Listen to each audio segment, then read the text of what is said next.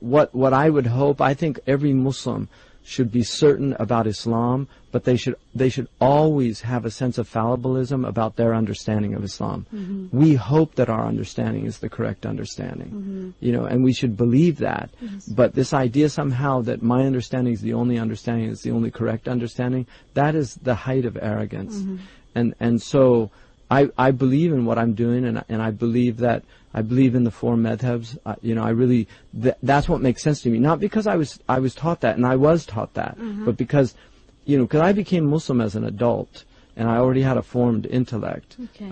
And so when I came into Islam, I got very interested. For instance, in the beginning, you know, I became Muslim with Sunnis, but because of the Iranian Revolution, I got very interested in the Shia, because for me, I was just a Muslim.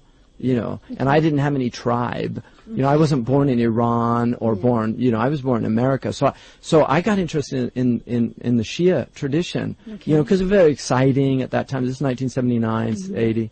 And so I started studying about the Shia tradition.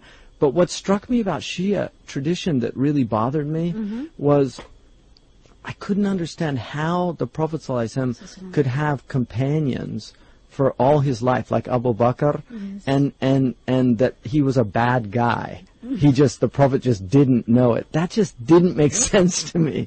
I just couldn't. So it didn't convince me. Like when I read it, it just didn't convince me.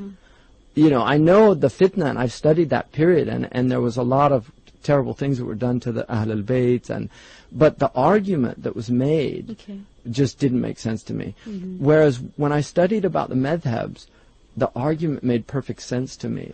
One, it made me feel like that was part of the beauty of Islam, that there were different ways of interpreting, and that each school acknowledged the other school's validity in differing with them because they were based on sound methodological principles. So that made sense to me.